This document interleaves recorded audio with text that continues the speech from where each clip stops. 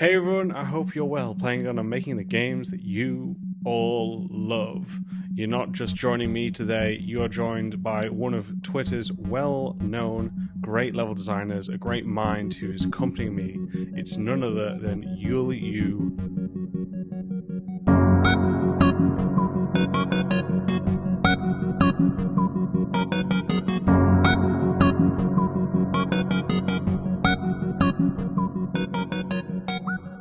My friend, thank you for joining me. Yeah, thanks for inviting me. It's nice being here.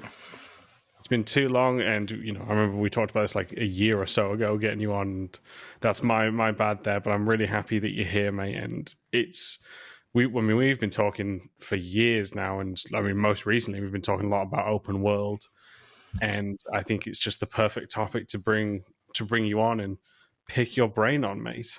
Yeah, well, I was expecting you to invite me a long time ago, but I fucked up, mate. I fucked up. That's wait, I can use the button. Let me try this again. I up there. I apologize. So no, man, like it's great to have you here. And for those who might not know who you are, mate, do you mind giving a brief introduction to yourself? But first, let's have a quick word from today's sponsor. Today's sponsor is none other than me. What I've done, everyone, and I hope you're excited for this, is I've actually created a level design kind of store. What I've done in this store is put up different kinds of tips and tricks that you can find there, whether that be my actual ebook itself to that of level design pamphlets focused on different things such as traversal, stealth, breaking into the industry, as well as different talks that I have done which you cannot find anywhere else other than on this store. So if you are looking to improve on your level design skills and processes, then check out the Level Design store, which will be down in the description below, where there'll be a link to find this. All you need to do is head over to gumroad.com/level design lobby. I hope you like what you see, and I look forward to hearing your thoughts. Thank you, and now back to the show. yeah, sure. My name is Yulio. I am currently level design lead at Machine Games, and previously I worked at Ubisoft for 12 years. Was a senior level designer in QA and QC and other things. Yeah. No, man, you've been like doing a lot, and like I say, you're a very experienced level designer, mate. And you've been, I mean, for the last year and a bit, I mean, probably longer, but last year you killed it on your blog, mate. And you've been doing some incredible blog posts on level design, especially open world level design. I'll put a link to that in the description down below for those who want to go check out your library of great resources, mate. Yeah, it seems to have had a very good reception on Twitter. The hashtag level design community on Twitter is probably one of the stronger level design communities out there. Mm. Uh, and of course, if you guys want to join it, everybody's welcome there. There's a lot of great guys there, and there's a lot of good content coming up weekly. And I'm pretty proud to be a part of it, to be honest. No, man, that's fantastic. And I guess for those again who, because you said you've been through QA, senior, lead, all these roles, mate. Do you want to explain to the listeners how you got into the games industry? Okay, yeah, sure. Well, I was in my hometown, and I was working in an office, in a lawyer's office, and I kind of had enough with all that bullshit, and I found this weird QA job for Ubisoft in Bucharest, and I was like, I got nothing to lose, so I applied for it, and I got the job, right, and I spent the next maybe 6 years working as a tester for various games that they were developing at the time. This was back in 2007 when it all started. And then after 4 years, I decided to do a little bit of an update. I moved from a normal quality control to something called QA Live, which was more working around online games. And after a while, I decided that I had enough of QA, and I applied for level design. Um, of course, I didn't get in the first time. I had to apply for it like 3 times until they finally decided they had enough of me trying to get in, and they let me in. And I was hired as a junior level designer for Watch Dogs 1. Hmm. I worked on racing missions, and I also worked on the final mission for the DLC Bad Blood. It was an extraordinary experience. I was just gonna say, like Bad Blood, like some of the tech used in that, mate, was really cool. Like, I got to see some of that. What I could when I came onto Division, just seeing it. So that would look like a really fun project as an LD to be able to work on. Is that so? So you used influences from my game in order to make the division? Yeah, yeah, Because for sure. when I was working on Watch Dogs 2 later, maybe 2 years later, we were looking at the division for inspiration, and we had our technical director and our level design director, and they were like, "Hey guys, you should play this game because these levels are really, really well made. They're exactly what we should be doing for our parkour sections." So I suppose there's some cross pollination there, right? It all comes full circle, right? I didn't realize again as well. That's crazy. Yeah. After Watch Dogs 1, I moved to Sofia for a couple of months, and I worked on well, the game called Skull and Bones. It's not out yet, but I worked on that for a while. And then I worked a bit on Assassin's Creed Syndicate, and then I worked on Assassin's Creed Rogue for a while. We made the New York, and after we made New York, I went back there and started work on Watch Dogs 2, and we made a bunch of missions for that game. A lot of systemic work. Actually, that's when I got the taste for systemic level design and how to work with systems and how to actually try to develop games and missions that aren't necessarily focused so much on linear scripting, but more on making systems interact with each other in interesting ways. We had a mission called Automata where you basically had to steal an automated car, and the technology did not exist, so we had to make it up for the DLC. And that sort of got ported into Watch Dogs Legion later, years later, because as you know, Wow. Watch Dogs Legion has cars that drive themselves right now. Yeah, dude, that's And so funny how that came about.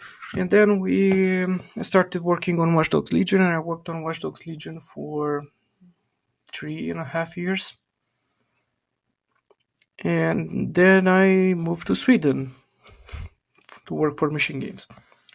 Yeah, man. No, so you've definitely experienced many different Yeah, projects there along yeah, the way. I want to ask you just a couple of questions, mate, from what you said with your introduction.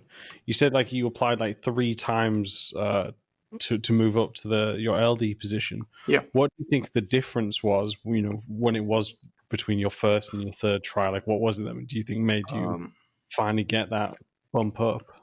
well, the difference was that by the time I applied the third time, I knew what I was doing. Right? I mean, Mm. it's one thing to apply to a job, hoping that you're gonna get it, but Yeah. it's better if you actually know, right? So it took me maybe 2 years to Mm. get from a point where I kind of wanted to get into development, but I didn't know what it was, to a point where like, okay, I'm applying for this position and I know exactly what to do to take it, right? Yeah, it was like a formative process. Read some books, do some trainings, do some maps, learn some stuff. That's not necessarily something that you can do all by yourself. You need to put some effort into it, you know. It's not enough to just build some maps. You sort of have to understand what the processes behind are, how to think about the things that you're building so that you can actually infuse some sort of flavor into them. Yeah. And it was pretty good by the time I applied the third time. That's And awesome. yeah, No, mate, I think that's one of the things that isn't always mentioned when you talk about people and their portfolio. I think it's important for them to, like just what you just said, make sure they show their process and their understanding of why they've chosen to make this level the way it is. Why go left instead of right? Just an example. I think that's always a key element. Yeah, it's not about building the levels themselves. That's something that everyone can do. Mm, It's more about developing a type of thinking in relation to what you're building, right? yeah, Just try to prove that you can plan ahead. You can actually think about the things that you're building. You're not just doing environment art and you're looking to see how pretty it is. You're actually thinking about the mechanics that go behind it. You're thinking about progression. You're thinking about mise en place. You're thinking about all sorts of stuff like that. And those things aren't particularly immediately apparent to people that try to get into level design early in the process, right? I mm, had a lot of, we call them share times, which was like basically a situation where you would go in front of a large group of people that were interested in level design and had presentations about it and trying to actually explain to them what the job was. And it felt to me like people are trying to get into the industry into level design, but they're a bit confused about what actual level design is, because it's not black and white, right? Each project requires a bit of a different approach to what how you modulate your design for your yeah, levels. And most people kind of want to do environment art, but they don't know, and they think that that's level design. yeah, So they yeah, get really disappointed when they realize, oh, I have to think about gameplay. I have to think about player approaches and gameplay styles and how to guide the player through the level. Well, yeah, you kind of have to do that, right? That's how you direct the player in the right directions. Oh, but I thought it was just supposed to be to build the level, right? Well, everyone can build the level. That's not the issue. The yeah, issue is trying to plan it out properly so it's a nice experience for the player. yeah. And that's No, the hard part. yeah, I completely agree. I think we've spoken about this before as well as like how sometimes you sadly do see online people who are making, environment art pieces, I think, or like just the misconception between the two disciplines is sometimes often there, and it is sad to see, but obviously we can see why people get confused. Yeah, if you're wanting to make a great LD portfolio, show your process, explain why you've chose to make your level in a certain way, what you've gained from it, what you've learned from it. This will very much help you. At Level Design Lobby, we believe everybody has a story to tell. Hobbyist or student, freelancer or veteran, we made it our mission to unite those who share our passion for creating and developing great games. Thanks to our generous Patreon backers, we've been able to do just that. So if you've already pledged your support, thank you. If not, you too can ensure the future of Level Design Lobby, helping us to create even more exciting content, collaborations, interviews, and much more. With awesome perks and rewards, whether you're a seasoned professional or just getting started, you're sure to find something for you.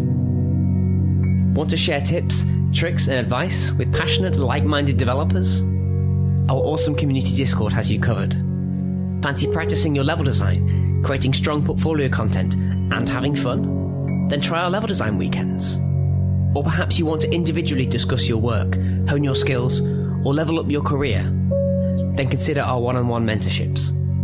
If you share our vision, then go to patreon.com/Level Design Lobby for more information and to pledge your support. Thank you. Yeah, it's also about the information that you can get from the internet or from books in regards to level design. When I started out, there was hardly any kind of information, clear-cut information about what level design was, right? I mean, I remember going on Gamma Sutra and trying to stitch together articles about this, and trying to find books and all sorts of information. It was all scattered. There was no centralized hub of information. There was no hashtag level design. I mean, I think there Yeah. wasn't. And eventually these things formed right out of necessity more than anything else, because people need to know things. That's why I think my blogs are so popular, because I mean, not all of them, but some of the posts that I make are really technical in terms of like, this is how you do that, this is how you do this, this is what you can think about, right? It sort of structures the information so designers can actually go in and see the information clear enough so they know exactly what to think about. Uh, I think things are getting better. However, I mean, there have been some really good books on the subject. I mean, you published one, and I think Chris Totten has one, Hmm. the architectural approach. And there are a lot of books these days, and that's what I always recommend to everyone who wants to start doing level design. Like, buy some books, read some books, try to understand what the writer is writing there, is talking what he's talking about, and then open the editor and make some maps, right? Yeah. Man. No, and what I want to know is when your book's coming out, mate. I want you to make a book. That's Oh, what I want. come on. I don't know. I have to think about it. You're gonna have to give me some tips, man. I mean, Hey, wait! If you say you want to write a book, trust me, I will tell you how I best did it, and we will get this thing started. Because honestly, just reading your blogs, I think honestly you do a phenomenal book. And like I said, if you do want to do it, I'll help as best I can, for sure, mate. yeah, sure. Let's get together and discuss details. For sure, you heard that here first, team. But the next one I want to hear from, pick your brain out more from your introduction, was you talking about like systemic designs, working around with getting the systems to best work with one another, Yeah. and this is something that like Well, this. people. So Mhm. you go for it, mate. You go. Well, when you're scripting a mission, what you're trying to get out of it is some sort of an experience for the player, right? You want to make sure that the player feels in a particular way and he experiences interesting things happening around him, right? When you're dealing with a game that doesn't have a high systemic potential, you kind of have to make it up, right? And that's why in linear games, the rules aren't particularly clear. I mean, I'm talking about the world rules, right? They're Yeah. not particularly clear, and the level designer sort of has some flexibility there because he can make whatever he wants in his level, and he can justify it however he wants.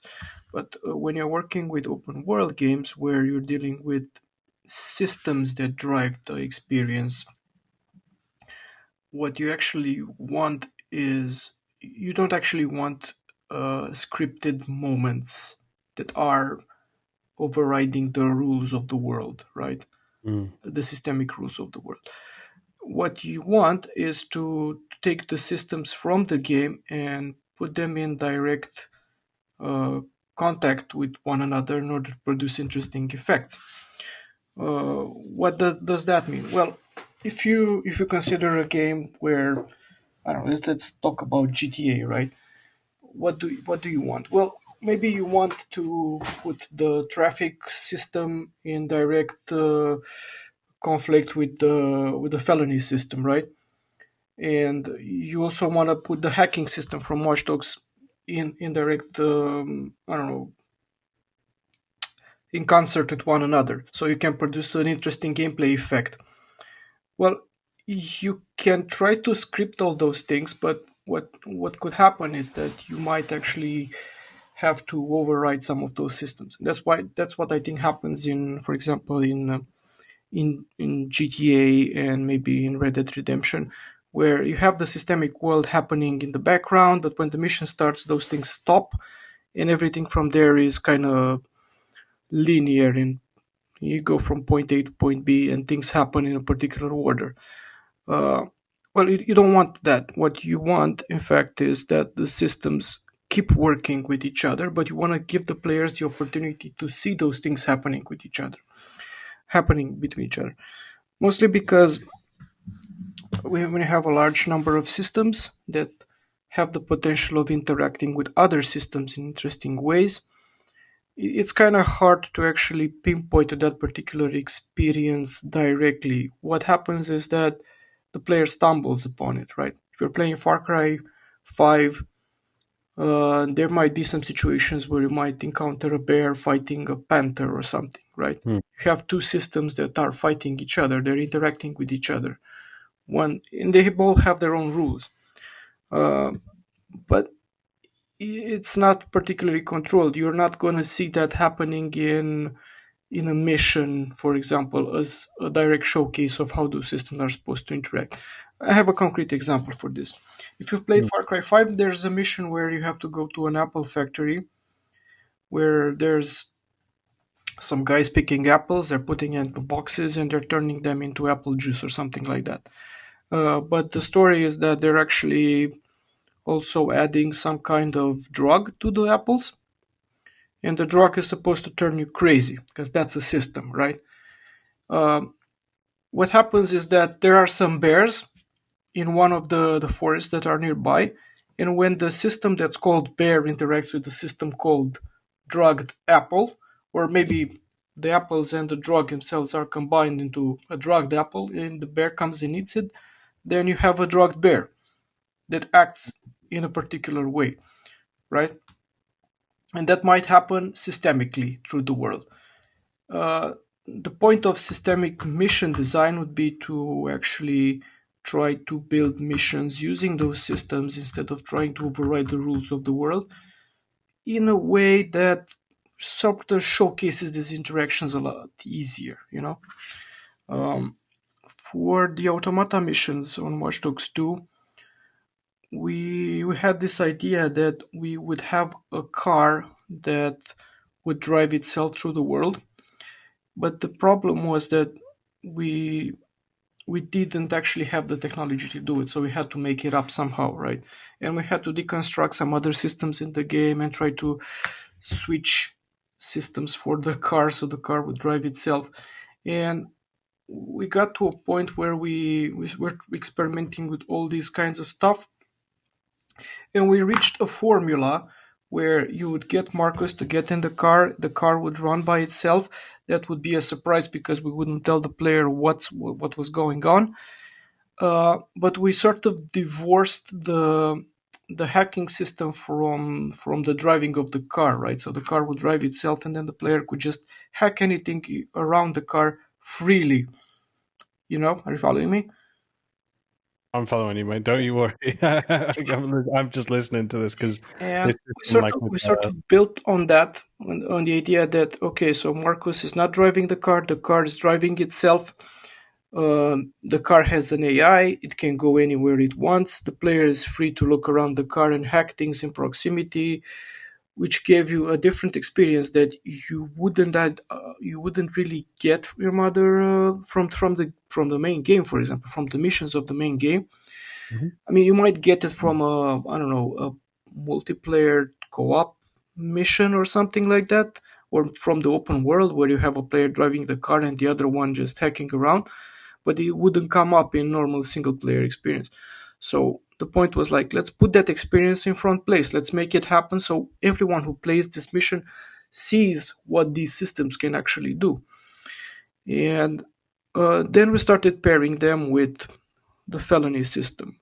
How interesting is the felony system? What can it do? How can we modify the behavior of the car so it interacts more meaningfully with the police cars that are following it? How can we pair the traffic lights with Yeah. those cars, and how can we make sure that the player sees those kinds of opportunities while he's playing this mission so he can use them, right? Because those things weren't showcased. They existed in the world. The systems would interact with each other on occasion, but they weren't put in a framework that the player would be able to see as in the context of a mission. Hmm. And actually, I think I wrote an email about this back then before the project ended as something that we should look into it. I'm not sure what happened to it, however, but it feels like it feels like it's better to focus on what the systems can do rather than trying to override them and to make up your own rules. Because Yeah. this way you're also allowing the player to learn that, oh, so if I do this, then that happens, right? So he's creating a mental model, and he sort of learns that he can do that in Mm. and outside of the mission, and it turns into a pattern, right? Becomes more enjoyable because it feels like in the current environment you have all these open worlds and they have like hundreds and thousands of systems that are working and they're producing some interesting effects, but you hardly get to see those effects unless, I don't know, the stars happen to align, you know. Yeah. Mm. It's Yeah, and we interesting. made that thing, and we published the DLC for Watch Dogs 2, and I think I got an actual very favorable review from Kotaku at the time, where they were praising the level design ideas behind it and the fact that people are willing to take more liberties with DLCs rather than main games and stuff like that, and it felt really really great. I Yeah, was going to ask them because you brought the point of like making sure players can understand how these systems can overlap. yeah. When you were working on Watch Dogs 2 and that, did you learn anything that will help highlight to the player how you can make the player manipulate the systems? Um, in what context? Inside a mission or? Just inside a mission to teach them, I guess, how the systems generally work, and then be able to manipulate them, right? Um, well, the only lesson that you can take out of it is try to build a variety matrix out of these systems. Try to cross-reference them with each other, and then try to go through each intersection and see if this system intersects with this system. What happens? Is it a meaningful experience or is it a flop? Because sometimes you might reach a point where you figure out that um, systems might interact with each other, but they might not produce interesting effects. So how can we change that, right? How can Mm. we improve that? How can we make it more interesting? And sometimes they do interact with each other and they produce spectacular things, and those are the things that you want to showcase. For example, for this mission, we had a situation where we had the road splines, and we knew that the cars were running on the road splines, Mm. and we also knew that police would only run on the splines. And we designed the track of the automated car in such a way that it would eventually jump off a bridge, you know. and Right. and since the bridge with the jump itself would be connected to the road network and the splines were invisible, the cars would also jump through over the bridge when they were following you, and that led to some really interesting effects that you don't actually get to see in the open world, right? Because you might not always have to go and jump off bridges with your car.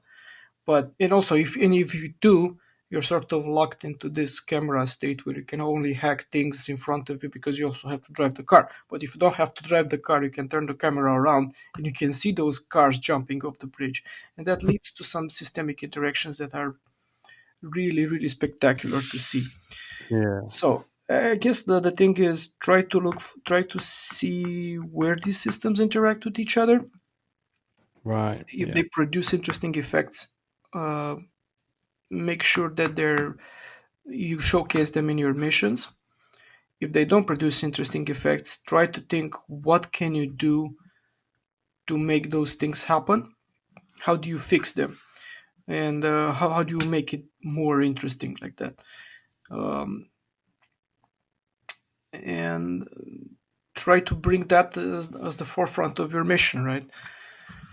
Because otherwise, building an extensive tutorial that showcases all these systems is not really okay because there can be hundreds and hundreds of systems in the game. Yeah. And I mean, I'm thinking about all those grand strategy games that are all exclusively built on systems that interact with each other. And there are like thousands and thousands of systems, and the tutorials that they build they're not favorable in any way because nobody's willing to spend hundreds of hours of doing the tutorials, right? Yeah. So the best thing is try to see what your systems can do when they intersect with other systems and make missions using those tropes. Yeah, I think the especially when it comes to systems, like you're saying, with like some games overload them. It's the thing that everyone should remember when it comes to either mechanics or systems is it's like you want like what I can't remember that you want depth, not breadth, is the term over in England. So you want the deeper systems, not hundreds of just shallow systems. So that's something for people to consider. Yeah, And that's why I think. go Uh, on, mate, go on. that's why I think a next step for level design in terms of evolving the discipline would be to actually have a say in system design. Mm, Mostly, so the developers of the systems know how those systems are going to be used in the context of the missions or the yeah, open world. So you actually know that okay, we have 27 systems for this game, and we want to make sure that every time they interact with each other, they produce something that's cool. But for this particular mission, we want this, and this. But we also want them to exist for real in the context of the game rather than just being in my mission. You know, yeah, and this is kind of complicated because it needs to be validated at vision level. It needs to make sure that it follows the technical guidelines, and especially when you work with. But it's a bonus because when you work on this kind of games, large AAA systemic games, you want consistency between these things, yeah, But if you showcase this inside the mission, and the player might be willing to try this out outside of that mission, and when he sees that, oh, so this is something that I can actually do, then the mission itself acts as a tutorial, and player learns something, right? And that mm, helps him build an image of what this game is made of and how I can use these systems to actually um, do something more custom, more creative with my approaches in the future. yeah. No, man, I think that's such an interesting point about like the future of level design because I think you bring up such an interesting topic on that because with either think games either lean to more systemic results or that of procedural, like the way that affects our discipline is going to be huge. If all games go in that direction, that's another point. But like, yeah, that can cause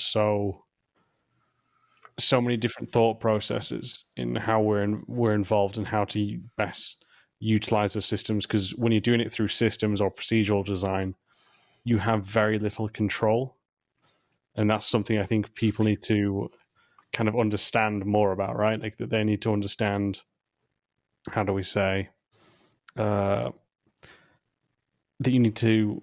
You're not having as much, control over what happens. It's more about putting it in the most exciting way with what you have, and that I think is Yeah, well, this is the deal because you always want to give them the most exciting thing ever, right?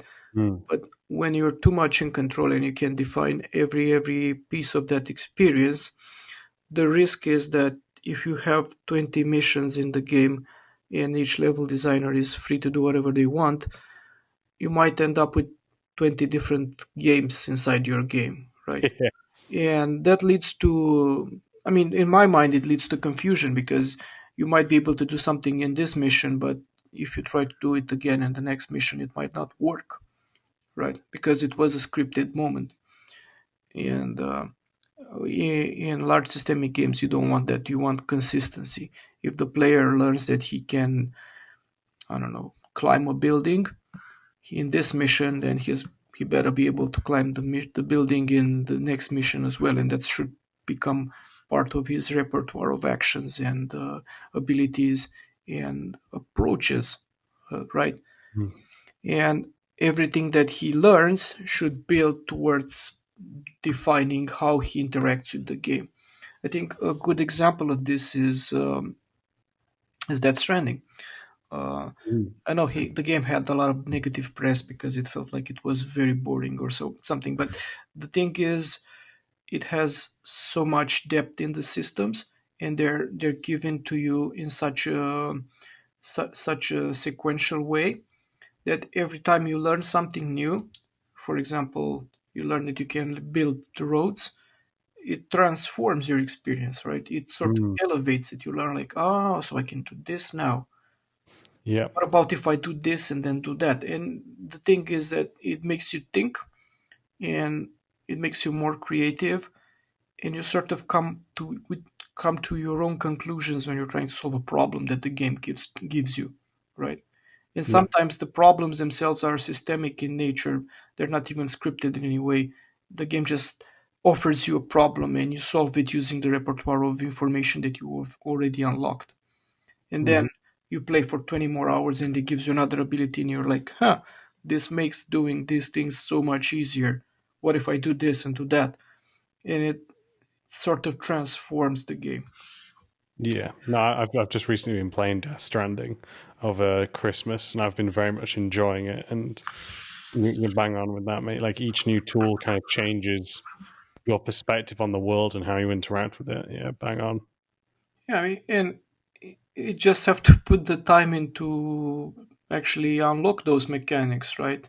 Yeah. Because it gives you everything very, very gradually. Start with the walking and the leaning and the carrying and the weight shift and all those mechanics and all those systems.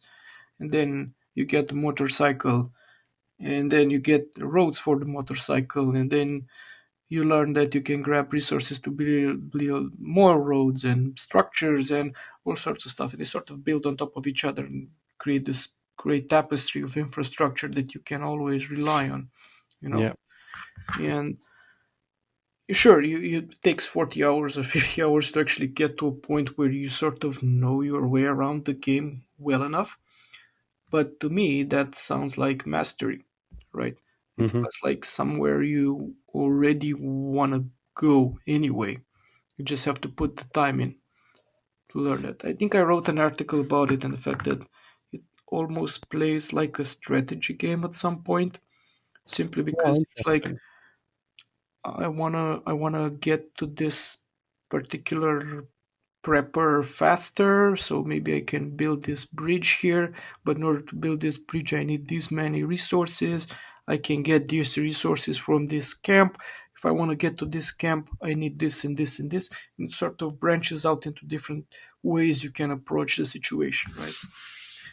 Yeah. No, that's good. I mean, it also ties in with the narrative theme, right? About like building the world together, connecting it. So Yeah, what I once think just that's you. super super important, being able to justify these things with the narrative and with the world building, right? Rather than just writing some stories that happen in a cutscene and then they just magically justify those things. Yeah, mate. No, it's. I think that's also something that takes some time to learn with what's it called, game design. I know we're primarily more level design, but when I see people and when people are trying to figure out, well, what makes a great mechanic, there's loads of answers, right? There's Yeah. loads, but if you can tie it with your narrative, like you're on the right track. Then, if you can communicate that story through your mechanics, that will do wonders for it. Yeah, absolutely. And even better if those stories are contextual and they're more like anecdotes rather than actual narrative driven stories. Mm. And there's something that the player can actually uh, tell to other people, right, when they meet them, like, look what happened in the game last night, this and this Yeah, and this and this. It sort of leads to player stories which are more meaningful than just narrative driven content, right? hang on. To some extent. I mean, I know that some people don't like them because they don't like to get involved and they like to be directed, but to me it just feels like that's so much more value in those things because it becomes more personal. Oh, If for sure. And I mean, I just did one of my previous episodes. I just recorded. Was talking about Among Us, and part of the reason I think that people keep coming back to it is because of the player stories. Yeah. even though you're playing with your same friends on the same map. Each time you play, it's going to be different for different factors, and you've got to change your, like in Metal Gear Solid 5.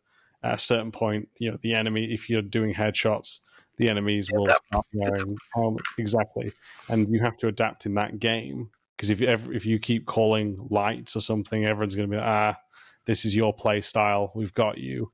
So all of that stuff is really, in my opinion, there's many things that made Among Us rise to the top this 2020 factor, but I think that's one of them. Yeah, because that gives you some sort of gameplay progression, right? And that's more, how do you call it, horizontal rather than vertical, Mm. because it sort of applies to all the possibility space that you have at your disposal, rather than just being specifically catered for a mission that you're doing that gets progressively harder because the designer wanted it to be. Yeah. Uh, but that's what I mean about trying to design levels systemically, Mm. systemic minded, uh, because it gives this impression that, yeah, you're pushing the systems and the systems are pushing back to some extent, and they can be manipulated, right? They can lead to interesting player decisions, right? And they can also lead to interesting surprises that the player wasn't aware of, that can be used as solutions for other problems. But of course, this means you have to invest heavily in systemic design, and just to make sure that everything that happens in the world is consistent, and, Yeah. and the player can actually get to see those things happening, you know, Oh yeah. because otherwise it doesn't matter. I mean, when we were working on Skull and Bones, we had this idea, the fact that, yeah, sure, you can actually design things that are pretty cool, that systems interact with each other, and this happens, but it doesn't make any difference if the player can see it, you know. Mm. So there has to be some sort of an interface between the player and the systemic world behind it. And I think in the context of actually building missions like this, you actually get to showcase the systems more, right? Show like, look, this is Yeah. how the world works. If you, an example, for example, I was playing Red Dead Redemption 2 at some point, Hmm. and they gave me this mission where they were keep teasing this. Uh, you could rob carriages. They kept teasing me with this, right? And I was Right. super excited. I was like, oh my god, finally we can actually go out in the open world and rob carriages that are maybe they're running systemically to the world, and you can actually live this cowboy fantasy where you're like jumping off of a bush and you're ambushing a carriage and they're stealing all their wealth, Hmm. right? But they kept teasing it, and what I got in return was scripted missions, right? And I couldn't actually find those systemic carriages working through the world as I was expecting, because the game was keep sending me this. So I feel like it needs to exist in the world. You need to have those opportunities. Yeah. No, I agree, and I think you need to, like I say, you need to be able to introduce them or like make them big in spectacles and missions, and then also have them in the like. Sometimes I think the struggles with open worlds versus main missions is that, like, obviously production wise, there's a lot more cost invested in your main missions, but we need to figure out a way to continue that wowness into the open world. And I mean, part of the reason I think Breath of the Wild was so good is, they give you the mechanics right off the bat, and it's up to you as a player to be as creative as you want to use those Yeah, mechanics. I think Breath of the Wild is an excellent example. I'm not sure Mm. they have many scripted missions in the game. Everything's pretty systemic, Yeah. and the game kind of lets you figure it out all by yourself. There's no hand holding at all. And Yeah. the way the world is structured sort of dictates that in this area you're going to learn how to do this, and in that area you're going to learn these additional things, and then maybe the next area after that it it's like a test where you have to use these things and these things together in order to solve this problem, right?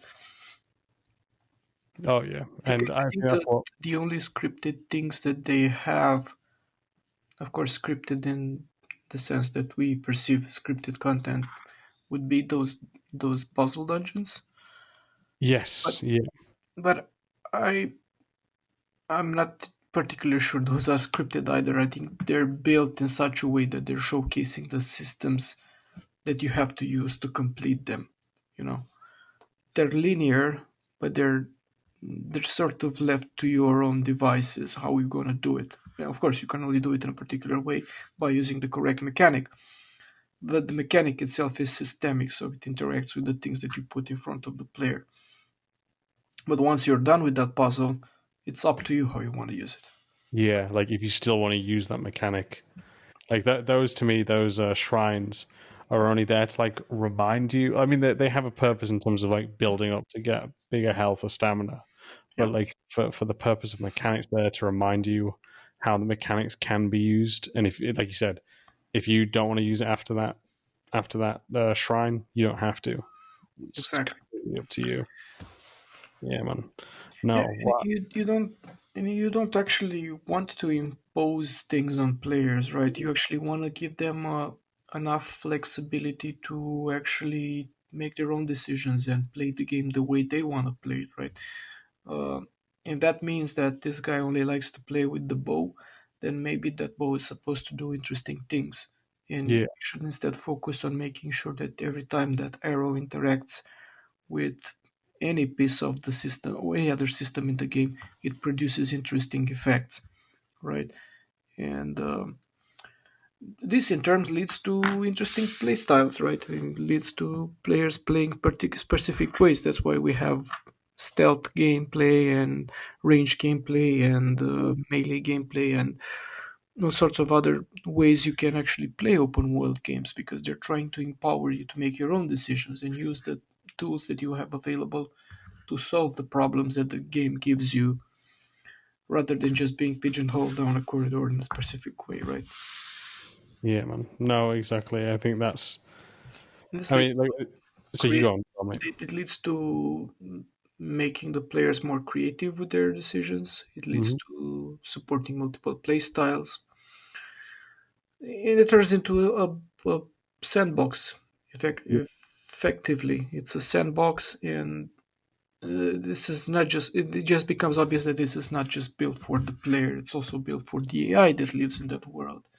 And then you can play around with all these components and you can reach a point where you're like building a sandbox where the player can go, he can play these things because he knows the rules, and when he interacts with the systems it produces these things, Mm. and it just gives this back and forth between the player and the environment rather than just him being exposed to a linear scripted path that is interesting and I don't know, spectacular simply because it was designed to be that way, you know.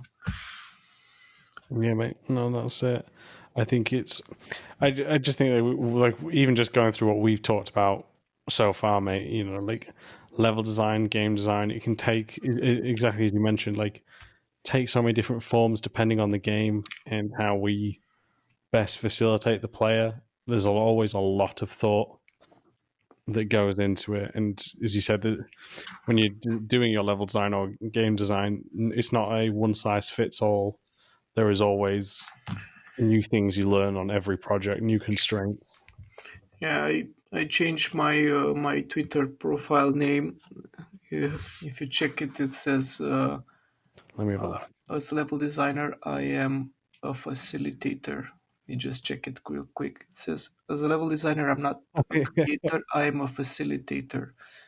Uh, Simply because my job isn't necessarily to build an experience that is going to be played in a very specific way. My Yeah, job is to actually create the environment that can support many types of gameplay situations, right? So when a player goes through the world and goes through the level, he has the potential of playing the game in different ways rather than just being forced to do things in a specific way. Yeah. Right. No, man. As we've just noticed the time here, mate. So we're gonna wrap up. It's been an absolute blast to have you on the show. We didn't even talk about like what the real intention was more open world. So You can have a part 2 if you want. we will do a part 2, and it'll be much quicker to get to this time around than the way for the first one for sure, mate. So if people want to reach out to you, mate, how can they do so?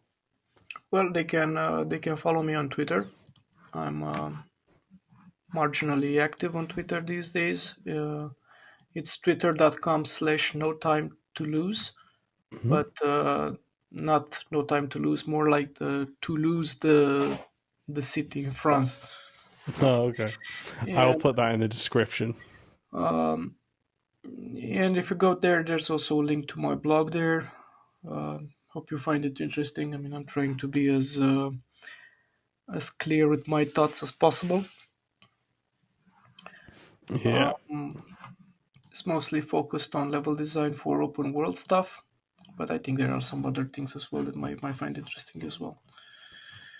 Yeah, man, it's got some great stuff there. Do go check it out. As I said, all of those will be linked down in the description below for you to check out. And yeah, mate, we'll bring you on for a part 2 because this was a great one, and we'll talk for sure some more. If you want to reach out to me, you can do so on Twitter, which is @MaxPairs. If you do want to email in with any thoughts, then please head over to leveldesignlobby@gmail.com. And if you want to support the podcast to help make it so we keep getting better and better, you can do so on patreon.com/leveldesignlobby. Take care, everyone, and we'll catch you all next time.